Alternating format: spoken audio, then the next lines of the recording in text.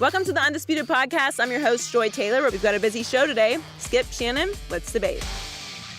But let's start with the Kyrie and LeBron drama. Last month, LeBron posted a video on Instagram of himself in the gym, rapping with a newly shaved head. Yesterday, a video was posted of Steph Curry mocking LeBron at Harrison Barnes' wedding. Next to Steph was Kyrie Irving, who was laughing while Curry mocked LeBron. Shannon, are you okay with this? I'm okay with Steph Curry doing it because Steph Curry is on the Warriors. They won the championship. Until the victor goes the spoils. This has been going back and forth, Skip, for 3 years now. The Warriors won the first title. Draymond has some things to say. Steph Curry says champagne, the locker room tastes like champagne. LeBron and them comes back and win in a great Game 7. He had the shirt with the Kermit the Frog sipping tea. He has the Ultimate Warrior T-shirt. He even has the cookies for Halloween. Going back and forth, and now Steph is mimicking LeBron doing his challenge. Those cookies, they closed the deal, man. I thought that was going to end it all the trash talk. You a hater, Skip. I have no problem with Steph doing what he did because this has been ongoing. But Kyrie, I don't get why Kyrie would even be. Does Kyrie realize that he wasn't on the Warriors? Does Kyrie realize that he was a part of the team that got their butts kicked in 5 games? Does Kyrie realize that, or has he forgotten? Or is he so content on leaving that he's going to throw caution to the wind?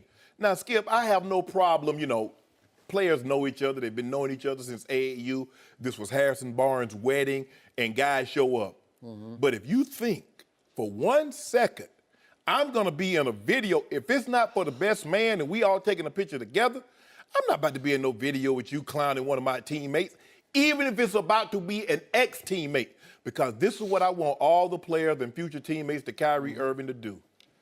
You see what he did to LeBron James? That's what he'll do to you behind your back. He knew, Skip, I got no problem. Kyrie still, even though he will not be on the Cavaliers next season, he still will be one of my favorite players. But he's gone about this all wrong. He knew the one way he can guarantee himself of being traded, guess what he had to say, Skip? I no longer want to play with LeBron James. And now he was going to force Dan Gilbert, the owner, you choose him or you choose me. Which one you think Dan Gilbert was going to choose, Skip? No brainer. You know that, I know that. But Skip, he in this thing clowning like, oh yeah, he keying and shucking it up. I see why LeBron wanted to put them things on him. Man, Kyrie, I can't believe you would do this. Skip, under no circumstances, whether I'm here this year or I'm here 10 years from now, I would never, ever go somewhere else and mock you, just like I wouldn't mock the guys that I was on CBS with for 10 years. That's unbecoming. You can laugh and joke, and there's a guy that's going to come out here. Ask Ray Lewis. In a game, I think it was 2002, my first year back in Baltimore, we tried a long field goal. Chris McAllister catches it in the end zone, goes back 105 yards. I remember. Ray cracks back on my best friend, Keith Burns. They would bring it up. I was like, man, I don't want to hear that. I get up and leave. Even though Burns wasn't there. We're just having conversation. We're on vacation. We're in Vegas or we're in L.A. I want to hear that. Skip. Come on now. Is that where we are, Kyrie? I get it. You want out. You guarantee you coming home. You want out. You keying. But this is even beneath Kyrie. Now, you talk about petty. I thought, I've been working on the show for almost a year with Queen Petty. But Kyrie is not King Petty. He big. He top Bron. I'm ashamed of him. I know you like it, but I don't. I love this. I bet you did love it. And I wondered how exactly you were going to try to go about defending it, because you really can't, because it has come to this for your man LeBron James. You had 2 of the best players in basketball openly mocking him, making fun of him.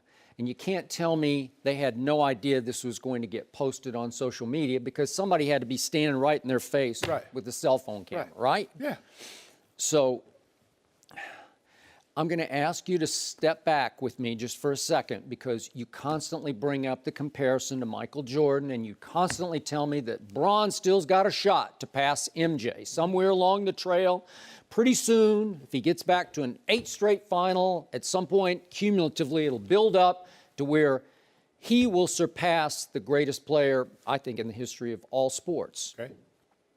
But step back and ask yourself, can you imagine, while Michael Jordan was playing, any other player, any rival player daring to mock him or make fun of him in public? Because I got to tell you, I can't, because that player would have had hell to pay. Yeah, Mike would have made him play on the court. Yeah. And here we have a LeBron James, blind witnesses, step back, put this in perspective. We have a LeBron James who just averaged a triple-double in the NBA Finals, first player to ever do that, while playing in his 7th straight NBA Finals. And we have Steph and his, now we think, soon-to-be former teammate, Kyrie, his running mate, openly at a wedding, making fun of him, mocking him, and obviously Kyrie is laughing along, he's co-signing, he's encouraging, as you say, he's keying. And it has really come to this for the great LeBron James. I mean, it should be beyond astonishing, but to me, it's not, because we've had this sequence now. We go back to Game 4 of the 2016 Finals, and I hate to bring it up one last time, Draymond called LeBron to his face about as insulting a word face-to-face as one male player can deliver to another. Would you agree with that? Yeah. It's somewhere up there. He called him a foul name. Yes, he did. And walked away because he knew Bron was about to touch it. I don't think so. But and then after the finals, we had Michael Thompson, obviously the father of Klay Thompson, talk about how LeBron never could have made it in the 1980s NBA because of the physicality of it and because his skin is just a little too thin and so many words were exchanged back and forth that were in that same ballpark that he wouldn't have been able to take it because he's always acted too entitled.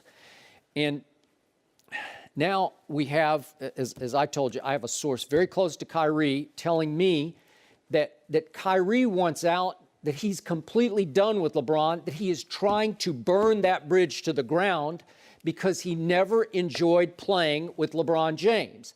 And number two, and even more damning, according to my source, and it's a good one, Kyrie never thought that LeBron took winning quite as seriously as Kyrie took winning, that he was more interested and concerned with how he came off, how he played, what his stat line looked like, as opposed to who actually won the championship.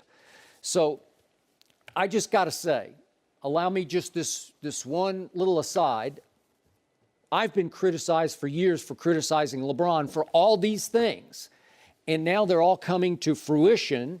And it's in the same ballpark for me with, I said for 3 long years on the old show that Kevin Durant just didn't like playing with Russell Westbrook. And I just got annihilated for that. How can you say that? That's absurd. Look, they're going to win championships together. They'll win 3 or 4 championships together. Off the court, they are always talking about big brother and little brother. And I got that because Kevin really liked Russell off the court. He just didn't enjoy playing with him. And he didn't enjoy the way the franchise treated Russell as the more entitled player to Kevin. And so finally, when he got his chance, he just said, I'm out. And now Kyrie doesn't really have a chance because he got 2 years left on his deal, but he is trying to force his way out by keying on this video. And he knew, listen, Kyrie is a deep dude, man. He knew exactly what he was doing here. And now he's hoping to fuel and force the trade. He wants it to happen tomorrow because all things LeBron, the diva, the drama queen stuff, the thin skin, the this and that, all those things we've all talked about, everything that Steph is not afraid of, even it goes back to the Halloween cookies. You know, what next? Will LeBron retaliate with Halloween cookies that have little gravestones on them? R.I.P. Steph and R.I.P. He did. Kyrie? He had them last year. Okay, I mean, well, that's 2 what years I'm ago. saying. But he can't have them now because he didn't win the title. Oh, okay. So now it goes to Steph and the Warriors. They get to make fun of LeBron and the Cavaliers because they are the title holders. So when you have the title, I get to say and do whatever I want to do. And then if you want my title, you come and try and take it. Skip, hold on. Michael Thompson said LeBron couldn't play in the 80s. Michael Thompson could play in the 80s, but Bron couldn't?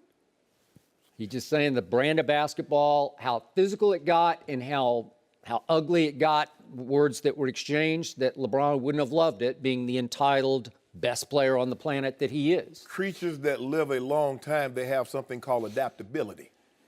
And the really great players are these said creatures.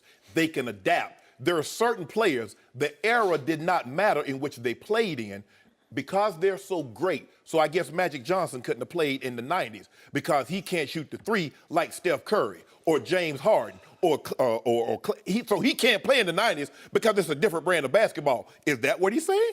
Of course not. They're all questioning LeBron's mental toughness. That's what's happening here. Skip. They're not afraid of LeBron James. You don't have to be. So if he... Oh, people are afraid of Michael. If he looks like he's... Were they afraid of Michael? Yeah. My God, they lived in terror of him. Man, stop playing. No, I'm not playing. But terror. Skip, he was the best player. What LeBron has is that the other guys, Michael had the signature shoot, and they knew they couldn't catch Brand Jordan. They couldn't catch Jumpman. A lot of people referred to him as Jumpman. They knew they couldn't catch him. Skip, he was. You almost have to put Michael in a separate category when you're dealing with athletes because he was the only guy that was playing that was Muhammad Ali after Muhammad Ali had retired. Muhammad Ali was never this mythical figure. When he boxed, Skip, he became, as Dr. Dyson said, he became mythical and beloved once he lost. You know what? This is just me, but I was a fan. I thought he was mythical during his time. Now, again, was he beloved? No. Not by everybody, and that came later. Right. But was I in awe of Muhammad Ali? The sequence that Sports Illustrated had back in the, mid-'60s probably, of his hand speed. It was astonishing for a man who weighed, what do you weigh, 205. Maybe at the end it was more 220. Yeah. As he got older, obviously he was not that same Muhammad Ali that he beat Sonny Liston and all these other, and Joe Frazier. But Skip, it's baffling to me. A guy that's done nothing off the court. He's been modeled. Didn't drink. He doesn't party. He doesn't do anything. You know? He goes about his business. Skip, he tries to do what's best for the NBA.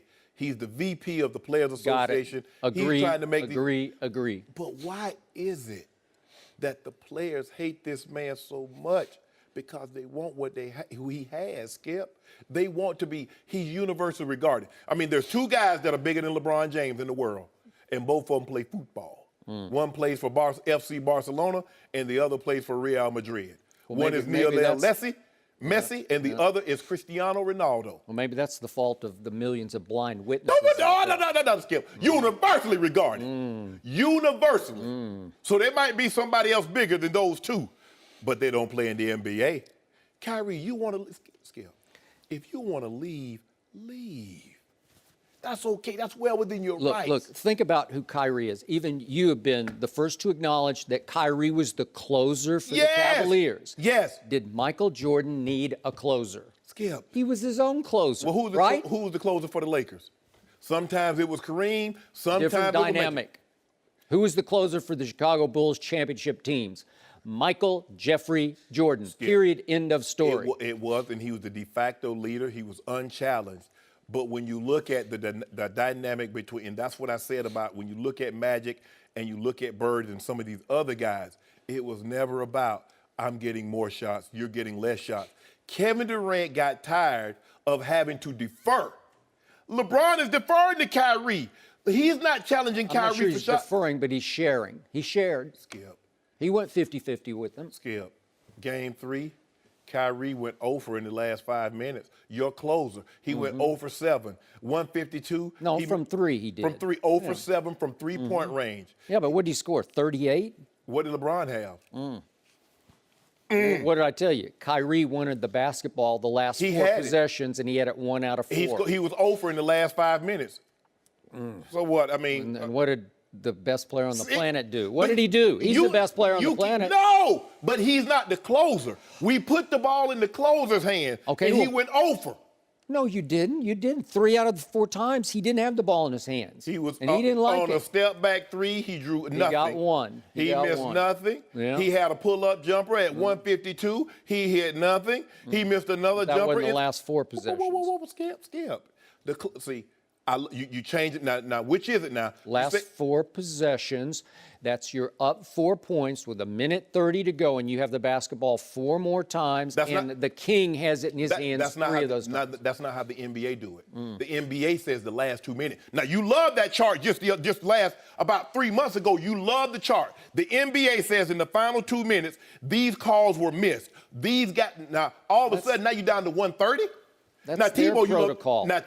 you love the last 5 minutes. Remember, Tebow had the highest QBR last 5 minutes. Now the last 5 minutes don't mean anything. What actually happened in this game? Up 4, 1:30, Yeah. King with the ball in his hands in his palace.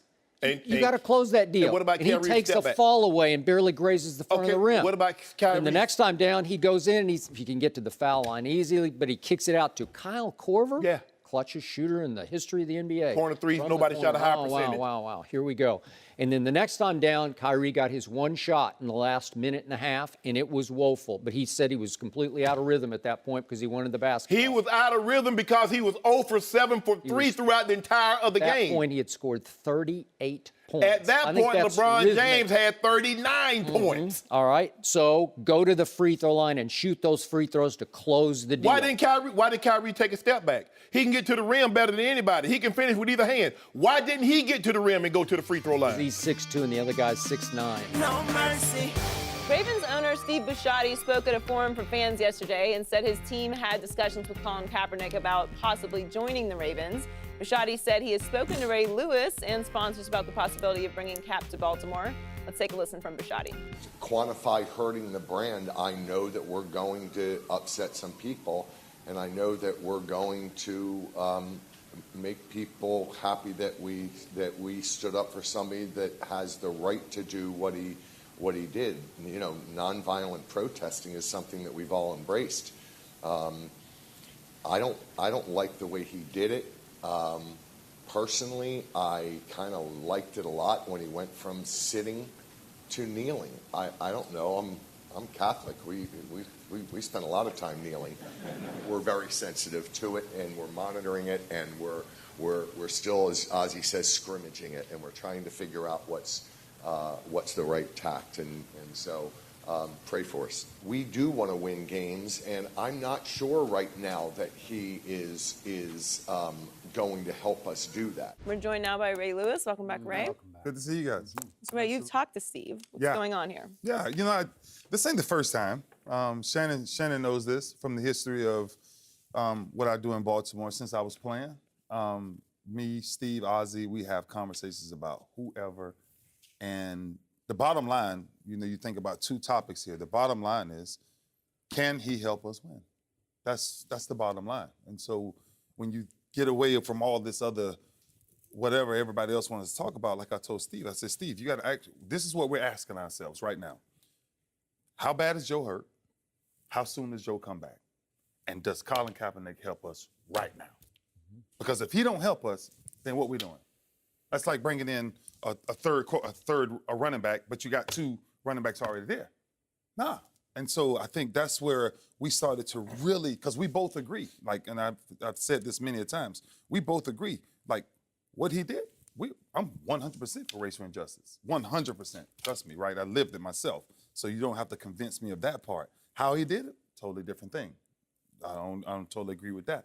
But you talk about bringing him in as a Baltimore Raven. The thing that we talked about the most, then I got on the phone with Ozzy, the thing we talked about the most was, what does the core, what's the temperature of the core says? When these young guys, these Humphreys, these new guys that's come in there, this new core that you're trying to put together, where does that take them, right? Does this come in and be purely football? Is he purely dialed in on football? Because if he is, then we have to weigh that option. If he's not, then we have to figure something else out. And what was your view of how much he could help them win? And my view realistically is, how bad is Joe hurt? Because if Joe is out one more week, let's say 2 more weeks, that's preseason. That's preseason. Then really? Then why take that risk to have him come play a couple of preseason games? Okay, what if Joe is higher risk going through the year with an iffy back that could go out at any time? Would you rather have Ryan Mallett or Colin Kaepernick as his backup? I never played with neither one of them. So it's, you know what I'm saying? And that's what, I think every time they come to me from a different perspective. I'm going to come from the beat of the locker room. I'm just talking about the beat of the locker room. The beat of the locker room is, give me the best player that can help us win. Yep. That's the beat. And so going through the whole thing, Shay, I think one of the interesting things, because we talked for a while, one of the interesting things when you hear about you're gonna please somebody, you're not gonna please this person. Okay, that's life, right? You're gonna piss some people off and you're gonna make some people happy. Okay, whatever. Yep. But at the end of the day, what I'm asking us to do as an organization is let's make a real decision that what we're gonna do, if we're gonna do it, do it. But if you're gonna do it, make sure we know why we're doing it, and hopefully it's to win. Well, listening to Steve talk, if he doesn't think Colin Kaepernick can help them win, what are we discussing? Why are we even having this conversation? We should have. He said it. He's not even giving an opportunity. He says he doesn't believe that Colin Kaepernick can help them win. He said, "I'm not sure." So right? what are we discussing? And he told me that, but he told me that now, and that's why I want to make sure we're clear here. Right? There's no if he did this and why he did that. Nah, because we both talked about that. That's fine with us. So let me ask you a question. Yeah. You happen to be there. When they brought Dante Stallworth in, he was driving under the influence and killed a pedestrian. Did Steve talk to fans, sponsors, and you? Yeah, actually. So he talked to you on that one? Yeah. Okay, when Suggs had his incident with his wife, did Steve Bisciotti talk to fans, sponsors, and you? Talk to me for sure. Okay. So that's 3 for 3. So Dante's situation. There's no issue since I was playing that has not been discussed with either me, Steve, me, Ozzie, me, John. Okay. It's never changed. And that's what I'm saying. I don't want to give any more merit because of it's Colin Kaepernick to say, oh, why did they call, you know what I'm saying? Nah. I'm not surprised because I know you're one of the few players that's not a quarterback that's held in regard like teams look at a John Elway, or teams look at a Dan Marino. That's why you have a stadium, a statue outside the stadium. But see, when I listen to Steve talk, he says, I like how he went from sitting to kneeling, but he never mentioned why Colin Kaepernick kneeled. Now, the very thing that Colin Kaepernick was protesting is the very thing that President Trump encouraged on Friday, which was police brutality. Now, Steve Bisciotti owned that team, and in 2015, you were there. You and I talked about it. Something happened to Freddie Gray. He lost his life for police brutality. I have yet to hear an owner talk about that. I have yet to hear Steve Bisciotti talk about that. I know, but so let's be very careful with that for this simple reason. Right now, there's over 200 plus murders in Baltimore. How many people you got talking about that? Nobody. So I'm just saying, before you put somebody in a pickle to say no, I'm not putting him in a pickle, Ray. I'm talking. Okay, let me ask you this: when Pookie shoots a Willie, they find Pookie. Where Pookie going? He going to jail. When these police shoot these unarmed black men and women, even on camera, where they going, Ray? Back on the force. Yeah. That's what we're talking about. We're talking about the police brutality. See, what they're trying to do is that when we talk about police brutality, they talk about Chicago, they talk about Detroit, they talk about Baltimore. Okay. You want me to come up with a solution that you helped put me in. I 100% understand what you're saying. And what I'm trying to tell you is there's no issue with what you're talking about with police brutality. We're sitting here as men. Yeah. So let's understand this. We're sitting here as men. And me and you, as men, ourselves, not watch nobody else deal with police brutality. I lived it. Oh, I know. So understand that. Just understand Okay. the dynamic of what we're talking about. I'm not talking about if this person stood out. It's not too many people. Say it for what it is. It ain't too many people gonna stand up to go into black neighborhoods and worry about black folks killing themselves. That's factual. So sooner or later, then we figure that out, then we're gonna start taking care of ourselves. So when I started to start to understand these things, Shay, what I started to understand was that ain't Steve Bisciotti's fight what happened to Freddie Gray. That ain't no owner's fight. Yes, it is, though, Ray. If it is, This is America. if it is, then all of our owners should get together and go in these urban neighborhoods and clean it up. Why wouldn't you? Because, Ray, they don't care because it's an issue they're never going to have to face. It's people like you and I that's been there and know people that's faced these issues. You talking about Steve Bisciotti is never going to have to worry about the police beating him or a family member down. Jerry Jones, Mr. Kraft, they never going to have to worry about that. That's what I just said. So why should they care? They should care because it's the United States of America. You care about what's going on in Ukraine. You care about what's going on in Venezuela. How many times before any of these things came up, before you was playing, after you playing, how many times it happened? But they pretended like they care. Just ask her how many times did it happen? It was going on a lot, but the advent of social media. I don't want to go back and forth. Yeah, you go ahead. Go ahead. Time out. So let's go back to, can he help the Baltimore Ravens win? It's Let's as forget simple as about that. all the As simple Simple as that. Simple as that. And what I saw from that video of Steve Bisciotti talking to a fan forum at your stadium with the commissioner up on stage, sitting on a stool right down from him, listening to all this, I saw a show that I did not like, that left a bad taste in my mouth because it came across like it was all for show, that he merely wanted to deliver a message to his sponsors and his fans and ultimately to us here that, well, we're thinking about it. We're scrimmaging this. That's the term he used, that Ozzy and him are going back and forth about it. We're thinking hard about this. And I didn't like it, but then I like this. And then he makes a joke about being Catholic. We kneel as Catholics. And it came across to me as more lip service to the point that he even volunteered. We're also going to bring in Robert Griffin III for a workout. You are? Why? Because if we're talking about who can help you win the most, and I'm the biggest RG3 fan on the planet, or at least used to be, Colin Kaepernick was miles ahead in performance last year of Robert Griffin III, who was a shell of himself in the 5 games he played for the Cleveland Browns. Kaepernick was pretty good last year, 16 touchdowns to 4 interceptions. Yes.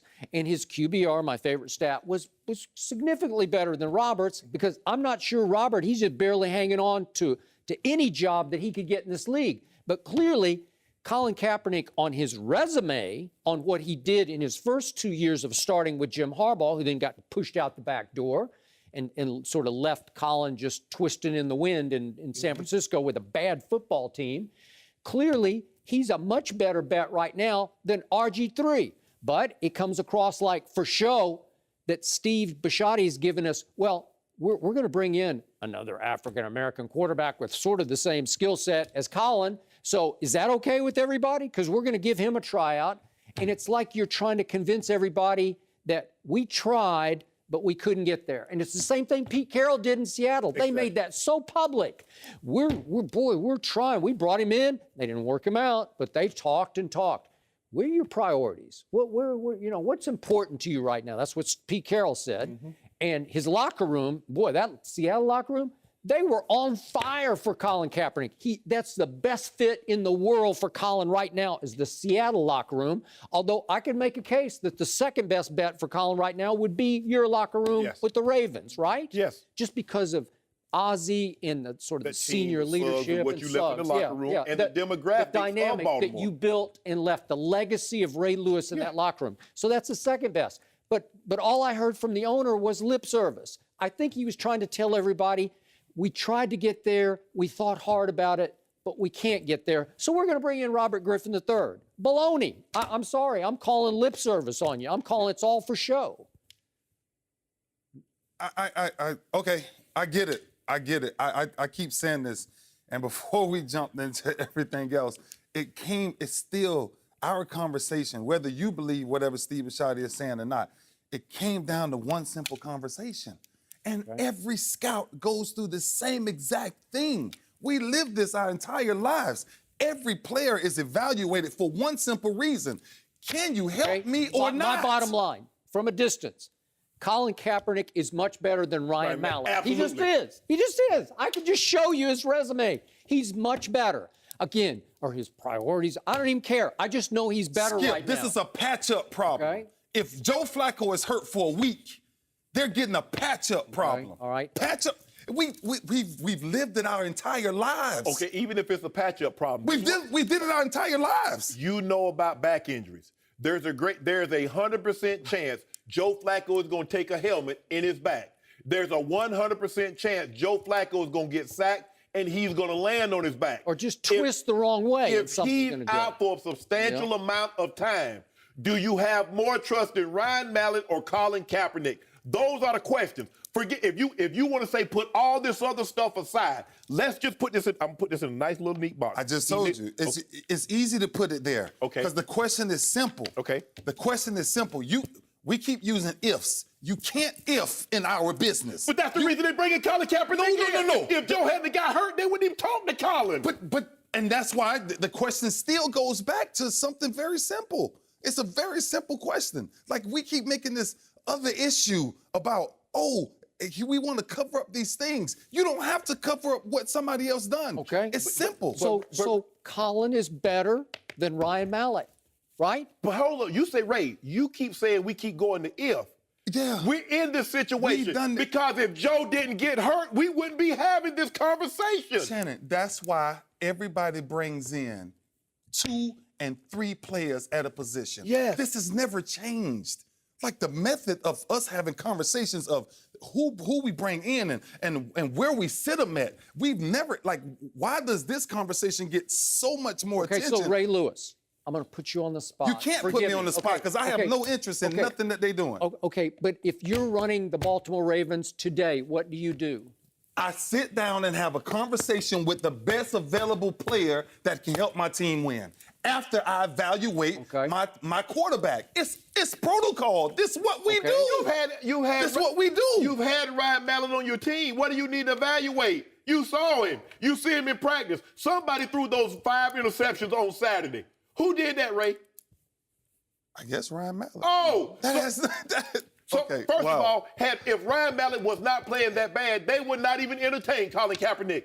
If we keep saying, you say you don't want to do if Joe Flacco hadn't got hurt, they wouldn't entertain Colin Kaepernick because if they thought he could play, they'd have brought him in before Joe Flacco got hurt. So they don't believe he can play. No mercy. Our next guest is a 4-time Super Bowl champion. He won 2 rings with Joe Montana's 49ers and 2 more with John Elway, Shannon, and the Broncos. Bill Romanowski, welcome back to Undisputed. Thank you. Good to have Great you to be again. here. So let's get started with the latest on Odell Beckham Jr. The Giants star went on uninterrupted and said he wanted to be the highest paid player in the NFL. Odell is set to make under $2 million this season. Some of his Giants teammates were asked about his lofty contract goal. Let's take a listen. Odell obviously is the best player in the NFL, and he's going to get a lot of attention on and off the field. And as a teammate, you got to be there to support him. You got to be able to deal with that as well because he's he's not even a superstar. He's a rock star. It's something that our NFL has never seen before. This guy's a global icon already at the age of 24, 25. Odell know what he wants. The organization knows. They're going to take care of him. It's just a matter of time. Is he the best player in the NFL to be paid as the highest paid player in the NFL? In my opinion, he is. He's worked hard. He come out, compete. He make all types of plays. Sometimes you just got to be rewarded. Bill, if you were Odell's teammate, how would you handle this? Well, as a teammate, I always want my teammates to get paid. When I was in San Francisco, we had Charles Haley. And back in those days, we had a situation where we'd have private meetings and the Players Association would give us salaries. Charles would take the list of salaries and walk around everybody's locker room and make a spectacle of it and say, "You're making what? You are stealing." Yep. And, and before you know it, we would have a big controversy going. But he it's- didn't do it to you at your locker. No, he didn't go to me. But as far as Odell goes, I mean, best receiver, yes. Best player, I can't go that far. No. I can't even go best receiver. I ain't know, but only the Giants, I think, would take him over Julio Jones. Give me Julio. I'd be willing to take Antonio Brown So because would I. Antonio Yeah, Brown I would take Antonio. Because Antonio Brown can really help me in the punt game, and I know he returns punts, but I have yet to see Odell take one to the house. Skip, look, I get it. And what I try to do is that I really try to stay out of contracts. I would always say, I hope the guy get what he's earned. Guy's earned a raise, he's earned an extension. I would like to see the team reward him for that, for his hard work. But to think Odell thinks he's going to get quarterback money, Odell is not getting quarterback money. Thank you. First of all, Skip, he has 2 years left. He has this year and the 5th-year option that's still in play. So what are they going to do here? At best case scenario, they give him a 4-year extension, make it a 6-year deal, give him something like between 40 and 48. Julio Jones is the highest paid receiver as far as guaranteed money. He got $47 million. So Odell's going to have to come in. He might have to come in somewhere around there for the simple fact he's not free. He has 2 years. If he had 1 year, he might have a little more leverage. But with 2 years, Skip, he really doesn't have any leverage. Too much can happen with 2 years left on your deal. Thank you.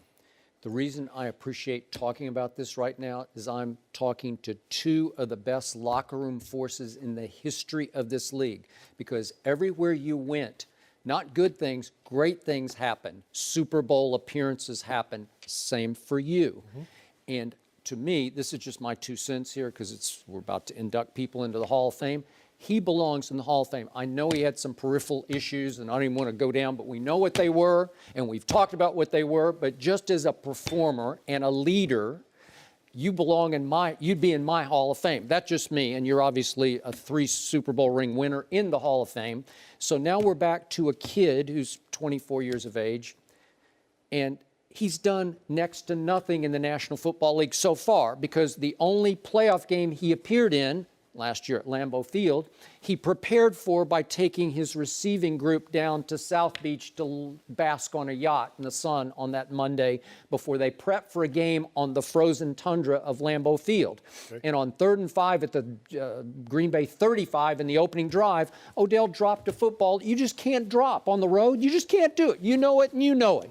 You have to make that play, because Eli looked like he was playoff Eli. He all of a sudden had a hot hand. And I don't doubt if you go in and score, you're going to have a good shot of hanging in a scoring contest with Aaron Rodgers. You just might pull that one off. Instead, it goes south and you lose 38-13. So that game lives in infamy because of what you did. And now you have the audacity to say the elephant in the room is that pretty soon I'm going to be the highest paid player in the league. You are? And now you've got Brandon Marshall. And I know Brandon, I love Brandon, but he's trying to re-ingratiate himself, but he's got to say the right things, because he's got to find out how to form some bond with this kid so that they can share some passes. Yes. So he goes all the way to, he is the best player. He's not a superstar. He's a rock star. He's a global icon. And you know what? Off the field, this kid has a huge brand. In fact, it's close to being the biggest brand, if not the biggest in football. Is that fair? Yeah. Okay, yes. But you got to show me how it translates into winning football games, because right now his record as a starter, if you're the best player in the league, is 21-22. That was not your record, and not your record just in regular season games. No, right? He's not the best player. You gotta, and as you were saying, you gotta win playoff games and you gotta win Super Bowls. When you're saying you're the best player in the National Football League, that's what you're doing for your team. Okay, is you're helping them win Super Bowls, and you become at some point a locker room leader, dare I say, right? Yes. I mean, doesn't that have to happen if you're going to be that guy? You would expect it to happen. A lot of times people say, well, the highest paid player needs to be the team leader. No, if the highest paid player is not the team leader, that's okay, because you just can't force that title upon someone.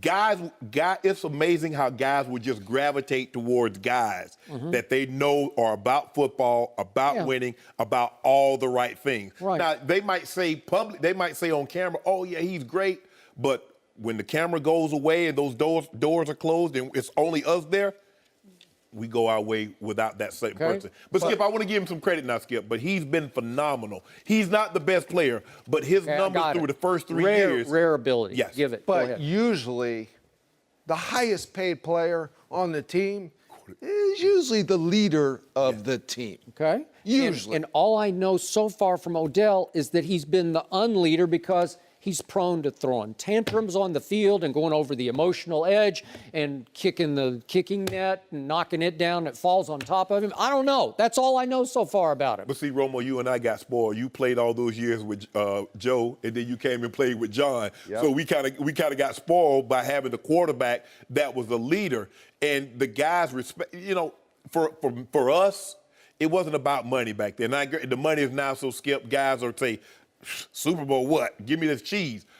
It was about winning. And that's all I wanted to do, because at the end of the day, I was making enough money. I was going to take care of my money, so I was never going to be in a situation where I was going to be in dire straits. And you heard J.R. Smith, you know, when Tracy McGrady said, you know, anybody can win a championship. Not everybody can go to the Hall of Fame. Only people that doesn't have championship rings say those things. Yeah. You play. You're not playing to go, oh, I'm playing for the Hall of Fame. Forget whatever happens right now. That's so far down the road. Nobody comes into the NFL or their professional sports saying, oh, I'm playing for the Hall of Fame. You're playing for championships. No mercy. Lavar Ball threatened to take his Big Baller Brand AAU team off the court Friday after he was given a technical foul by a female ref. She was replaced in the middle of the game, and Adidas, who ran the event, said it was their decision. Lavar spoke about the ref after Friday's game. Let's take a listen. She got a vendetta because she's a woman of trying to act. I get that she's trying to break into the refereeing thing, but just giving texts and calling fouls, that's no way to do it. I know what she's trying to say. I gave him a check. I'm strong. That ain't got nothing to do with it. Just call the game. If you're going to be qualified, you better be in shape and you better know the game. And she's bad on both of them. She's not in shape. She's not calling the game right. And she don't understand. So now she's trying to make a name for herself. So she's walking around like, you know, I'm the only woman in here. Yeah, we get it. I don't care if you're a woman or a man or whatever. Just be good at what you do. Don't try to step in the lane. She needs to stay in the lane because she ain't ready for this. Coach the little kids first and then come up. Because she ain't did enough. She ain't got enough on her resume. I can tell. We're joined once again by Rob Parker. Rob, what's your reaction to this? Just terrible. I mean, we're talking about a bad look. It is a bad look. And first, before we get to Lavar, I want to say this. The other referees who work with her, shame on them. Because if they would have removed her and I was working, I was another ref, I would have walked off with her and said, you don't want her, then none of us are working. How's that? Right. Because you can't allow that to happen, and Adidas trying to take the brunt of it. Oh, well, we did it. No, it's not right. It shouldn't be done.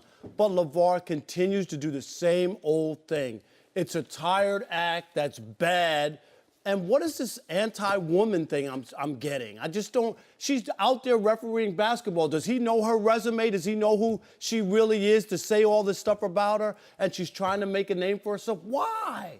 Play the basketball game. You got to play through refereeing. We all know that, right? Yep. Referees make mistakes all the time in basketball. And they have vendettas. Right? Occasionally. Yep. Yeah, they do. But you got to play through it. You just have to. Yep. You can't let them be the ones to decide the game for you. You got to keep playing. It sends a terrible message, and I don't understand why he continues this self-destruction as far as people not wanting to like you. He's done a lot of good things with his boys, which I admire. His idea of even having his own brand, I admire that as an entrepreneur. I think that's all good. But this other stuff is what will make people say, I don't like this guy. I'm not going to buy anything that has his brand on it, and I don't want to be involved or pay attention to anything he's involved. I don't get this part. By the way, just for the record, Court Club Elite, owned by Ed Rush, the former NBA official, withdrew. Now they won't supply refs going forward. But to your point, I'm with you. They should have, in mass, just said, okay, we're out. I'm out. We're out then. And I know, you're right. They did now, come back, and I'm glad. Right. But They right won't do then it and going there, forward. they should have just said, no, if she can't ref, none of us are Then refing. there was a compromise made for the next Lavar game in which there was supposed to be 2 female referees, but when the game started, it was down to 1 female referee. So go ahead, Shannon. Let me see. I will say her resume of being an official is better than Lavar's as being a head coach. I feel real comfortable. I feel really safe in saying I'm that. with you on that. And for you to call, because she's a woman and she made a call that you didn't like, would you have had this outburst had it been a man that would have called this tech on you? Would you have gotten as upset?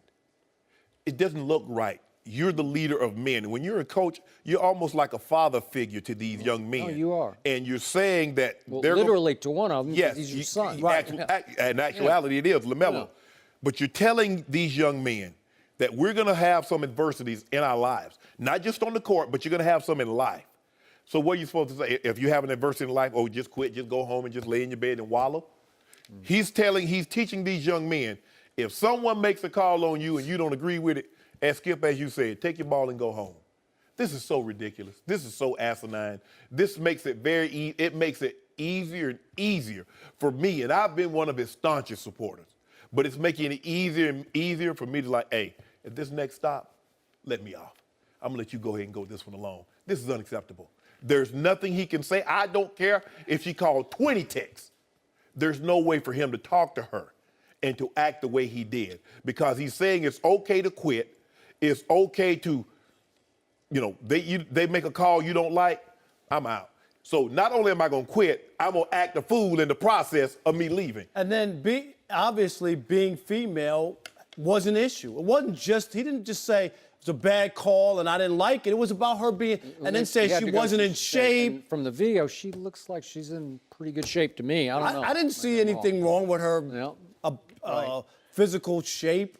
Okay, let's get to the bottom of this. Let's not spare Adidas here, because who created this AAU monster who is Lavar Ball? Adidas created this monster, because Adidas is not sponsoring this tournament out of the goodness of Adidas' heart, right? It's not philanthropic for them to give high school kids a place to play in the sun. No, that's not what's going on here. They want to make money, number one, off these games, and I think they make a nice chunk of change off these games. And number two, for some of these kids, they want to hope that they become Adidas clients going forward, right? Right. So, and especially the Ball family, you don't think there's some negotiations going on behind the scenes there?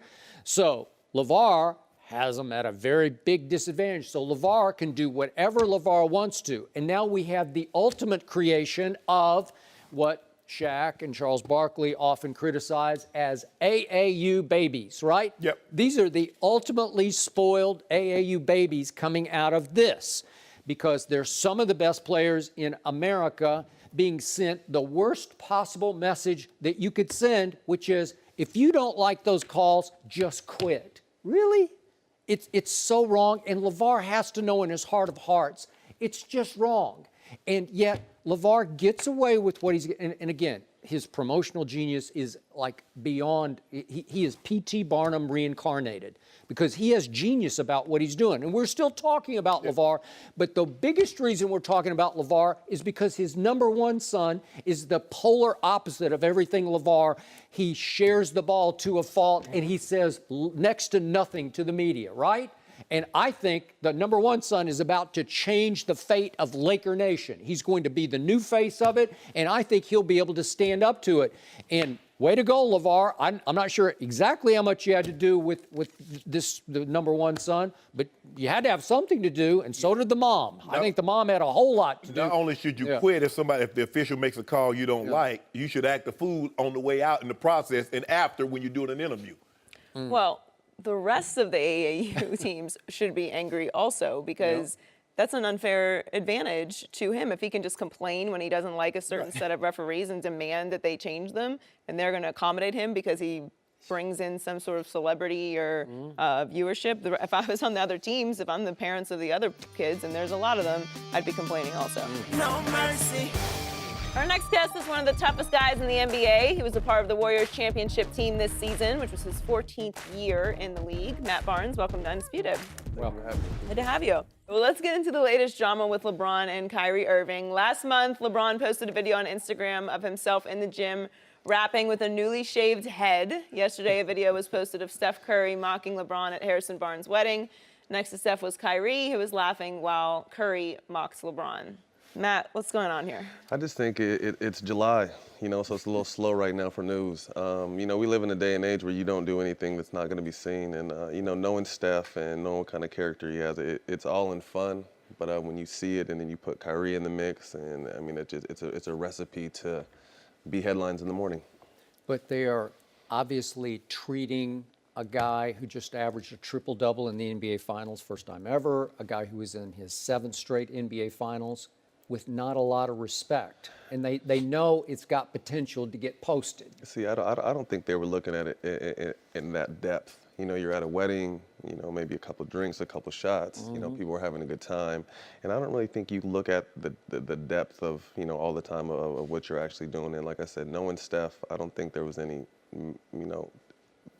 angry intent behind it or anything trying to start trouble. I just think, he likes to have fun and people mock him and he laughs at it. So I just think it was along those lines. I don't really have a problem with Steph. Steph is not my issue. I mean, Steph, they had their thing going when they first won the title 3 years ago. LeBron came back and he had the Ultimate Warrior T-shirt and the Kermit the Frog sipping tea and the cookies. So I have no problem. The problem that I have is Kyrie. Right. Kyrie standing next to a guy, keying. Yeah. The guy they kicked your butt in 5 games. Right. I'm not standing to you while he. Yeah. I'm not standing next to you while you try to clown. It might be your former teammate, but currently he is your teammate. I'm not standing next to you while you keying.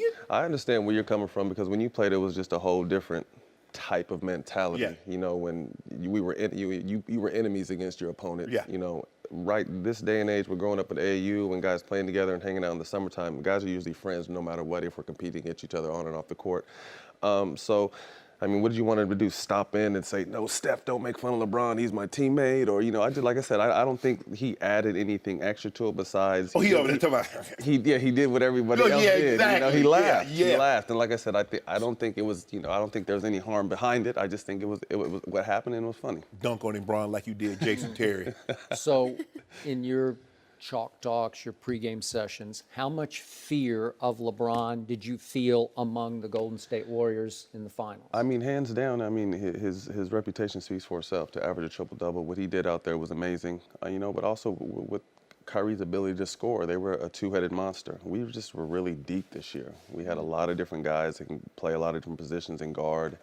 And, they just didn't have enough. But you can never downplay, his ability. And I think people get caught up so much in hating on him instead of sitting back and realizing you're witnessing history. He's going to be one of the best players to ever do it. But a lot of people do hate on him. Yeah. And Well, we live in a world where it's okay to hate. We give people without a voice on social media a voice and a platform to express their opinion. You know what I mean? So if it was back in the day when you guys played, I'm sure a lot of people would have hated him or John Elway or Joe Montana. You didn't hear it till you went to the arenas or the stadium. Right. But you said something very interesting, and I've been trying to get my counterpart here to understand. You said they were a two-headed monster.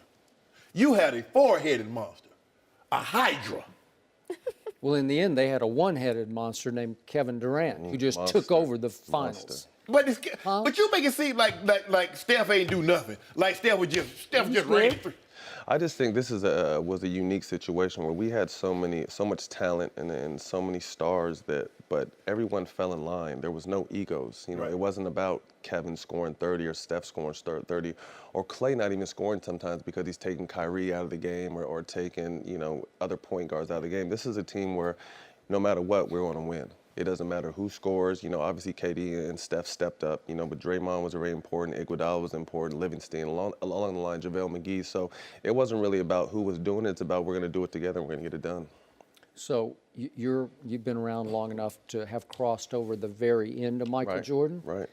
So can you imagine during Michael's heyday, any other player on any other team mocking him publicly the way Steph and Kyrie dared to mock LeBron James? I think it happened. There just wasn't camera phones around back then. I don't know. I think it happened. Like I said, and to your point, it was just a different era back then. It was a different era. This is a completely, this is the end of my, I'm 37 years old, so I'm on the way out of it. But this AAU era is completely different from, I grew up in the 80s watching the Lakers and Celtics and watching, football the way it was back then. And it's just different now. Everybody is friends. And I'm friends with people after the game. I'm not friends with nobody during the game except my teammates. But it's a different time now. So you can get mad about it or just accept it.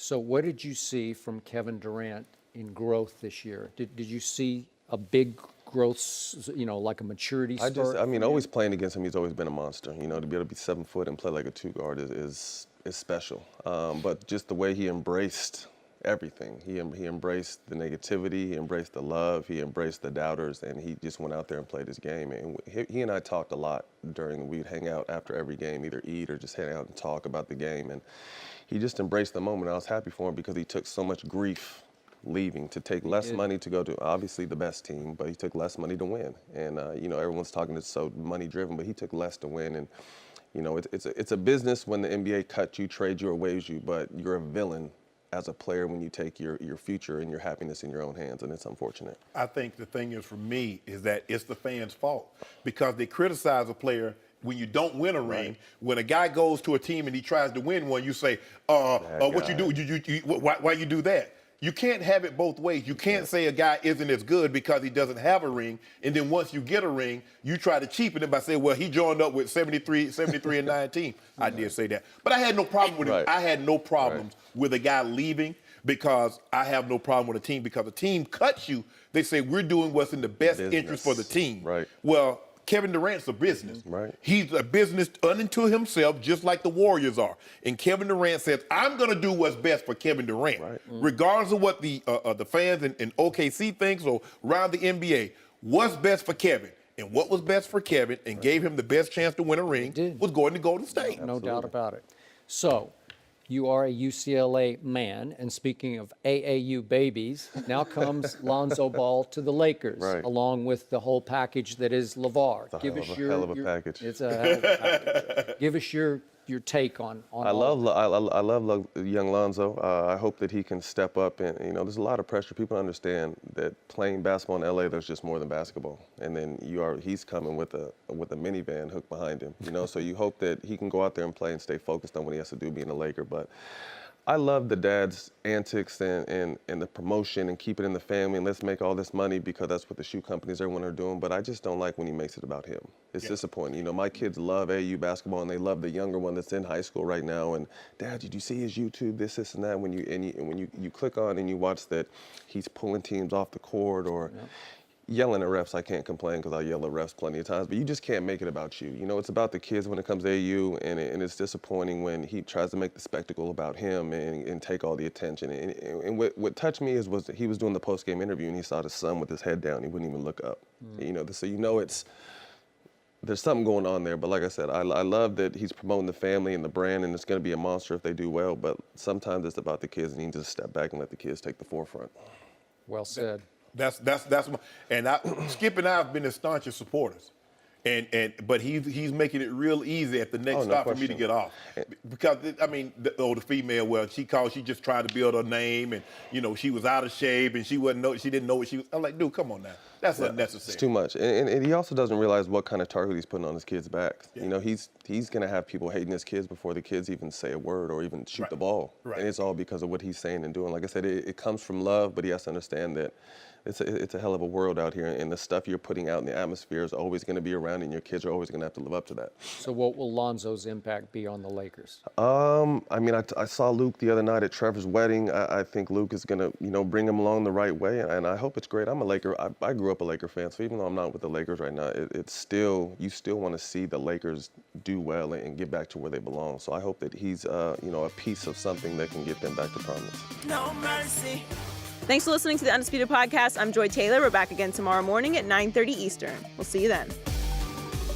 Fox Sports 1 of 1.